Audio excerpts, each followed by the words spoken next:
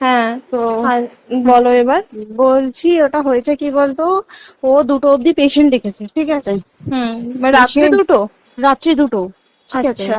2টো অব্দি পেশেন্ট দেখেছে, দেখে রুমে এসে অনলাইনে অর্ডার করে 4জন বন্ধু মিলে খেয়েছে, ডিনার হুম করেছে। হুম করে ও খুব টায়ার্ড ছিল, যেহেতু 36 ঘন্টা ডিউটি ছিল, হুম টায়ার্ড ছিল। ও কি করেছে, ওই সেমিনার রুমে গিয়ে হুম শুয়ে পড়েছে একটা রেড কালারের ব্ল্যাঙ্কেট ঢাকা দিয়ে। হুম। কিন্তু তারপরে মানে সেমিনার রুমে এমনি কি তোমাদের ওরকম সেমিনার রুমে টুমে ঘুমানো হয়? মানে আমি যদিও কোনো আইডিয়া নেই, ওই জন্য জিজ্ঞেস করছি। না, এবার একটা রেসিডেন্টাল ডক্টর রুমস থাকে, আচ্ছা। বুঝতে পেরেছিস, তারপরেও সেমিনার থাকে। এবার হুম। সেমিনারে একটা বেড থাকে, আর আচ্ছা ডক্টরস রুমে 2-3টে, যেরকম বড় ঘর হবে সেরকম বেড পাতা থাকে। আচ্ছা আচ্ছা। মেনলি ডক্টরস রুমে শোয়ার কথা, ঠিক আছে। হুম হয়েছিল কি, ওকে বডিটা পাওয়া গেছে সেমিনার রুমে, হুম কিন্তু ঘুমাচ্ছিল ডক্টরস রুমে। যে রুমটা তোর এখন ভাঙা হয়েছে, দেখেছিস রুমটা ভেঙেছে, একটা ভিডিও ঠিক দেখছিলাম। বাথরুমের পাশেই, হুম ঠিক আছে। মানে বাথরুমটাকে অজুহাত দিয়ে হুম ওই রুমের দেয়ালটা ভেঙে দিয়েছে। অ্যাকচুয়াল কাণ্ডটা ঘটেছে তোর ইয়েতে, ওই রুমটার ভেতরে, ডক্টর রুমে? ডক্টরস রুমে। ডক্টরস রুমেটা ঘটনাটা ঘটেছে, ওই বডিটাকে তো ডক্টর ধস্তাধস্তি। রুমে ওই দিন আর কেউ ছিল না, খালি মানে অনলি ওই দিদিটাই ঘুমাচ্ছিল? হ্যাঁ, এবার তোকে আমি বলি, অন কলে নিশ্চয়ই একজন থাকবে না, না। ওর জুনিয়র সিনিয়র মিলে থাকে। এমনকি থার্ড ইয়ার একজন থাকবে, সেকেন্ড ইয়ার একজন থাকবে, হুম প্লাস ফার্স্ট ইয়ারে ইন্টার্নশিপরা যারা থাকে তারা ইন্টার্নরা থাকে। হুম আর চেস্ট এমন একটা ওয়ার্ড হচ্ছে, কোভিড এর পর থেকে প্রায় হামেশাই সবার শ্বাসকষ্ট হচ্ছে, মানে আসছে মানে শ্বাসকষ্ট হচ্ছে। হুম আর চেস্ট ওয়ার্ড আর চেস্ট মেডিসিন দুটোই হুম পাশাপাশি ওয়ার্ড, হুম ঠিক আছে। হুম। তো কেউ কি শুনতে পায়নি? কেউ শুনতে পায়নি। হ্যাঁ, ওটাই তো আমি ওই দিনকে ওটাই ভাবছিলাম এবার যে। দেখ, ধস্তাধস্তি করাতে একটা নিশ্চয়ই চিৎকার হয়, একটা ভাইলেন্ট হয়, হুম হুম বুঝতে পেরেছিস। হুম তারপরে আবার কি, যে 4জন ওর সাথে খেয়েছে তারা কোথায়, তারা কেন মিডিয়ার সামনে আসছে না? হুম। তাই ঠিকই তো, তো। তারা কেন আসছে না? তোমার ওই এক- দিন ডিউটি ছিল না রাতে? ওই দিনকে আমি নাইটে ডিউটি করছিলাম। আচ্ছা। আমি নাইটে ডিউটি করে এসেছি, আমার লাস্ট নাইট ছিল। তো হুম আমার তো 3 দিন নাইট থাকে, তিন হুম দিন নাইট থাকার পর লাস্ট নাইট ছিল। লাস্ট নাইটের পর বুধবার আমার লাস্ট নাইট, বুধবার রাতে ঘটনাটা ঘটেছে। হুম আমি বাড়িতে এসেছি, রীতিমতো বাড়িতে এসে শুয়ে পড়েছি। 3টের সময় আমার কাছে ফোন এসছে যে সবাইকে ডেকে পাঠিয়েছে, ইমিডিয়েট আয়। হুম। তখন গিয়ে দেখি আরজি করে এই অবস্থা, পুরো গোটা হাসপাতালকে ডেকে পাঠিয়েছিল। গিয়ে দেখি পুলিশ ছয়লা, মানে। আর ওকে যেভাবে, আমি তো বডিটা দেখেছি রে, মানে আমাদের এখনো পর্যন্ত চোখ থেকে নামছে না। রীতিমতো মনে হচ্ছে মেয়েটা যেন আমাদের পাশে পাশে ঘুরছে, হুম একদম হুম হুম এরকম, মানে মানে অদৃশ্যমান, মানে আমরা এরকম ভাবতে পারছি না যে এরকম ভূত হুম থাকে বা একটা স্পিরিট থাকে বা কিছু। এখন আমরা বুঝতে পারছি না, ওর আত্মাটা এখনো ঘুরছে আমাদের আশেপাশে। দেখ, ওর আমার তলাটা নাকি তো, ওর থেকে ও থাকে 4তলা, 4তলা ঘটনাটা ঘটেছে, ঠিক 2টো ফ্লোর নিচেই আমি থাকি, আমার আচ্ছা। রুমটা, ঠিক আছে। কিন্তু তাও আতঙ্কে আমরা মানে একদম স্তব্ধ হয়ে গেছে আরজিকরটা। কিন্তু ব্যাপারটা হচ্ছে, তাহলে ডক্টর রুম থেকে ওকে সেমিনার রুমে নিয়ে যাওয়া হয়েছে? হ্যাঁ, অবশ্যই নিয়ে যাওয়া হয়েছে। এবার দেখ, নিয়ে যাওয়া হয়েছে, ওকে যেভাবে মারা হয়েছে, এটা একার পক্ষে সম্ভব অসম্ভব, না দিস একদম। Is a impossible. পুরোপুরি গ্যাং রেপ, গ্যাং রেপ ছাড়া কোনো কিছু নয়। আর শুধুমাত্র রেপ নয়, রেপ হলো, করলো, ছেড়ে দিল, ঠিক আছে, ওকে রীতিমতো মার্ডার করেছে। মানে মানে হিসেব মতো যা বুঝছি মানে তোমার কথাতে, হ্যাঁ, ওটা হচ্ছে ওর ওই বন্ধু বান্ধব মেপে ইয়েস, জড়িত। এক্স্যাক্টলি। হয় ওর বন্ধু বান্ধব কেউ, ঠিক আছে, মানে 4জনের মধ্যে কেউ, আইদার ওকে এমন কিছু করতে বলতে। দেখ, বড় বড় কোম্পানিতেও তো এরকম হয়, মানে হুম হয় তুমি আমার সাথে কম্প্রোমাইজ হুম করো, নয় হুম তুমি হুম চাকরি হুম ছেড়ে চলে হুম যাও, হুম হুম হয় তো। হুম হুম এ- এখানেও সেরকম কিছু একটা হয়েছে। যাকে যে ক্রাইম করেছে, সেও কিন্তু নর্মাল ডক্টর নয়, কিন্তু সেও একটা ভালো পোস্টে র্যাঙ্ক করছে, বুঝতে পেরেছিস। তবেই কিন্তু পুরো ব্যাপারটাকে হসপিটাল চেপে যেতে চাইছে, পুরো ব্যাপারটাকে। তাহলে এই সিভিক যে ও কোথা থেকে আসছে? এবার তোকে আমি বলি, ওটা কোথা থেকে আসছে। আমাদের প্রিন্সিপাল চেঞ্জ হয়ে গেছে, ডেপুটি সুপার চেঞ্জ হুম হয়ে গেছে, তারপরে আমাদের ওই অ্যাসিস্ট্যান্ট সুপার চেঞ্জ, সব চেঞ্জ হয়ে গেছে। হুম তারপরে যে ওয়ার্ডের ডাক্তাররা ছিল, সিস্টাররা ছিল, ওয়ার্ড বয়রা ছিল, মাসিরা ছিল, সবাইকে ডেকে এখন সাসপেন্ড করা হয়েছে। তারা কোথাও যেতে পারবে না, রোজ গিয়ে কোর্টে গিয়ে দেখা করছে। আজকেও কোর্টে গেছিল সবাই। হুম তারপরে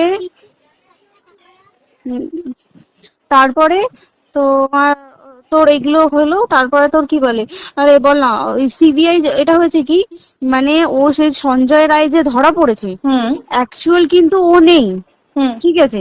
ওর এতটা ক্ষমতাই হয় না। ও অত রাত্রে কি করতে যাবে? হুম ও অত রাত্রে ওখানে কি করতে যাবে? ও না পেশেন্ট, ও নাকি বলছে দালাল পেশেন্ট নিয়ে গেছে। তো পেশেন্ট নিয়ে যখন গেছে, দিদিটার রুমে যখন যাবে, নিশ্চয়ই দিদিটার রুমে কোনো কাগজপত্র দেখাতে যাবে। সেই অবস্থায় গিয়ে দেখে যে এরকম এরকম ঘটনা, তা ঝাঁপিয়ে পড়েছে ওর উপরে। হুম এরকম কিছু কি, তাও কিছু নয়, শুধু গেছে দেখছে ড্রিঙ্ক অবস্থায়, ওকে ক্যামেরায় দেখা গেছে ড্রিঙ্ক অবস্থায় গেছে আর এসছে, এইটুকুই দেখা গেছে। তারপরে হচ্ছে কি, তোর অনেক রকম এখানে অনেক রকম ব্যাপার আছে। যে দিনকে ঘটনাটা ঘটে তার ঠিক দুদিন পরে ওই সেমিনার বাথরুমের অজুহাত দিয়ে ডক্টর যে রুমের দেওয়ালটা আছে, ওই দেওয়ালটা ভেঙে দিয়েছে। কেন? প্রথমে ওকে বললো সুসাইড করেছে, আমাদের যখন ফার্স্ট খবর আছে তখন সুসাইড করেছে। হুম তারপরে যখন হসপিটালে যাই তখন গিয়ে শুনছি নাকি না, সুসাইড করেনি, এটা রেপ করেছে, রেপ করে মার্ডার করা হয়েছে। হুম বুঝতে পারলি, এখানে বিশাল বড় একটা গেম চলছে।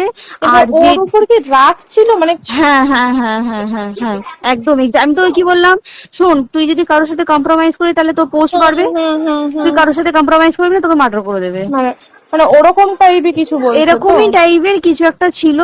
আইদার খুব রাফ, মানে খুব রাগ, খুব মানে খুব ওর উপরে খুব ফ্রাস্ট্রেশন ছিল, যারই ছিল খুব ফ্রাস্ট্রেশন ছিল। শুধু ওকে মারিনি রে, রীতিমতো মার্ডার করেছে। ওর যে ক্ল্যাচারটা ছিল, হুম, ওর আমি ইউরিন, শুনেছি এটা। ওর ইউরিনের রাস্তায় ক্ল্যাচারটা ঢুকিয়ে দিয়েছে, তুই ইস, জানিস? মানে কি বলবো, মানে ওকে দেখা যাচ্ছে না, আমরা তো দেখেছি নিজের চোখে, ওকে দেখা যাচ্ছে না। মানে একটা ব্লিড, মৃত্যু কতটা, মানে এই তো মানে প্রচন্ড কষ্ট পেয়ে একটা মেয়ে মারা গেল। আর ওর যে গলাটা চেপে ধরেছে, আহ, ওর ওই চেপে ধরাতে মানে এতটাই জোরে চেপে ধরেছে যে চোখ ফেটে রক্ত বেরিয়েছে। ছি, ছি, ছি। বুঝতে পেরেছিস? মানে মানে কি বলতো, যদি ধরা পড়ে না উচিত, মানে যারা এটার সঙ্গে দায়ী না আর এই ওদের। যে সিবিআইটা হয়েছে, সিবিআইটা একমাত্র আমাদের জোরেতেই সিবিআইটা এসছে। মানে আমরা ওই সঞ্জয় রায় একার পক্ষে সম্ভব না এইসব। তারপরে পোস্টমর্টম রিপোর্টে তুই জানিস, ওই আমাদের ভাজাইনা থেকে 150 গ্রাম স্পার্ম বেরিয়েছে। পোস্টমর্টম রিপোর্ট 150 গ্রাম স্পার্ম, মানে বুঝতে পারছিস? হুম not a calculated, minimum minimum কম করে 6 থেকে 7 জন করেছে ওকে rape। ছি ছি ছি। ওই জন্যই তো আমরা এতটা বেশি ভাইলেন্ট হয়ে গেছি, বুঝতে পেরেছিস? আর তারপরে আমাদের দেখো, একটা মেয়ে তার কাজের জায়গাতেই ছিল, এমনটা নয় যে রাস্তাঘাটে কোনো বিপদ, তার কাজের জায়গাতেই আরে সেফ নয়। শোন, দেখ বড় বড় কোম্পানিতে কি হয়, রুমের ভেতরে এগুলো হয়, মানে ধর রুমের ভেতরে হলো, যেমন কল সেন্টারে হয়, নাইট শিফটে হয়, এইগুলো একসেপ্টেবল। বাট হসপিটাল হচ্ছে তো এমন একটা আরজি এরিয়া, করের মতো একটা, হ্যাঁ। আরজিকর বলে না, যে কোনো হাসপাতালে কেউ যদি স্ব ইচ্ছায় কারোর সাথে রিলেশনশিপে গিয়ে করতে চায় সেটা আলাদা জিনিস, কিন্তু হুম ঠিক আছে, কিন্তু কেউ কারো বিরুদ্ধে এইভাবে করতে পারে না রে। তুই জানিস না, মানে ওয়ার্ডে দেখ, কম বেশি আমরা সবাই ঘুমাই, কম বেশি আমরা সবাই জেগে থাকি, জেগে তো থাকি, তাতে কি কেউ শুনতে পায়নি? তার কি একদম ভাইলেন্স ছিল না? যদি কেউ না শুনতে পারে তাহলে ওর খাবারে কেউ কিছু মিশিয়েছিল, হুম তাই কি না? হুম হুম সেটাও পোস্টমর্টম রিপোর্টে মানে লিক করছে না, যে কেন খাবার ও তো খাবারটা খেয়েছিল, সেটা তো নিশ্চয়ই পেটেই ছিল, পেট থেকে তো বমি করে বের করে দেন, সেটা তো ফরেনসিক রিপোর্টে কিছু বলবে। আর তুই জানিস না, দেনার দেন, মানে ধর পোস্টমর্টম রিপোর্ট আসতে 3 দিন সময় লাগে। ও যেদিনকে মরেছে ঠিক তার পরের দিনকে বিকেলবেলা পোস্টমর্টম রিপোর্ট বার করে দিয়েছে, মানে বডি বার করো আর পোড়াও, হুম 10 সেকেন্ডের মধ্যে বাড়িতে নিয়ে গেছে, তারপরে বডি পুড়িয়ে দিয়েছে। মানে কি বলবো, হসপিটাল, মমতা ব্যানার্জি, সবাই, মানে তৃণমূল প্রত্যেক সবাই এটাকে পুরোটাই, কেসটাকে চাপা দিতে চাইছে, পুরোটা। তবে তুই ভাব, যে মানুষটাকে এত ক্ষতবিক্ষত ভাবে মেরেছে, তাকে অভিষেক ব্যানার রেপ কি কলকাতায় প্রথম হলো? নয়, হুম বিভিন্ন জায়গায় বিভিন্ন ভাবে রেপ হয়েছে, হুম ধরা পড়েছে। ফাঁসি হ্যাঁ। হয়েছে কি হুম। জেল হয়েছে। হুম। অভিষেক বন্দ্যোপাধ্যায় কেন বললো জাস্ট ইট তোর কি বলে এনকাউন্টার করতে? মানে কি সঞ্জয়কে যদি এনকাউন্টার করে পুরো কেসটা চাপা পড়ে পুরো যাবে, কেসটা চাপা পড়ে যাবে একদম। স্টুডেন্টরা ঠান্ডা হয়ে যাবে, হুম হুম। আর আমরা সেটা মানবো না, আমরা সেটা হতেই দেব না। তাতে যদি চাকরি মানে আরজিকরটাকে সিল করতে হয় তাতেও আমরা রাজি আছি, সিল করে দেওয়া হোক আরজিকর, সিল করে দেবে মনে হচ্ছে যদি ঠিকঠাক ভাবে। এবার ওই জন্য আমাদের দাবিতে সিবিআই এসছে। এবার তুই একটা কথা বল, যখন দেখতে পাচ্ছে মমতা ব্যানার্জি যে কলকাতা পুলিশ আমাদের জন্য কিছু করতে পারছে না, আমরা কিছু মানতে পারছি না, 7 দিন ধরে বার করতে পারছে না, হুম। তাহলে সেটা 2-3 দিনের মধ্যে কেন হ্যান্ড ওভার করে দিল না? হুম। তাই তো। তাই কি না? তারপরে দেখ পিডব্লিউডি একটা লো পোস্টের মানুষ, মানে যারা ভাঙচুর করে, মানে সিমেন্টের যারা কাজ করে তাদেরকে পিডব্লিউডি বলে। হুম। এবার পিডব্লিউডির নিশ্চয়ই হায়ার অথরিটি থেকে অর্ডার এসছে তবেই ওরা গিয়ে ভেঙেছে। ওরা হুম। নিশ্চয়ই পাগল নয় দুম করে গিয়ে কোনো গভর্নমেন্ট প্রপার্টি ভেঙে দেবে। হুম। অর্ডারটা কে পাস করলো যে এখনই চেস্ট ওয়ার্ডটাকে ভাঙতে হলো? সিবিআই আসা পর্যন্ত অপেক্ষা করতে পারতো। কারণ আজকে অত বড় বিক্ষোভ হবার কারণ কি হচ্ছে? একটাই কারণ, যে মেয়েটি মারা গেছে ঠিক আছে, কিন্তু তাকে এত বেশি মলেস্ট করে, এত বেশি রেপ করে বা বেশি ওকে মেরেছে, তার কি কোনো প্রতিবাদ নেই? তুই কোথায় সেভ পাবি তুই আমাকে বল? তুই ধর চাকরি ছেড়ে আজকে সরকারি চাকরি ছেড়ে তুই প্রাইভেটে যাই, প্রাইভেটও তো তাই একই কোথাও না, অবস্থা, একদম একদম। প্রাইভেটেও একই অবস্থা।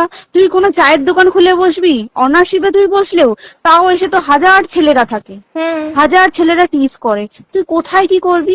তাহলে আমাদের সেফটি কোথায়? আমাদের মুখ্যমন্ত্রী মমতা ব্যানার্জি সে একটা লেডি হয়ে তাহলে আমাদের কি সেফটি দিয়েছে? আমাদের কি লক্ষ্মী ভান্ডার দিলে this is a problem solve? পুরো মাসের আমাদের কি সব খরচা চলে যায় লক্ষ্মী ভান্ডারে?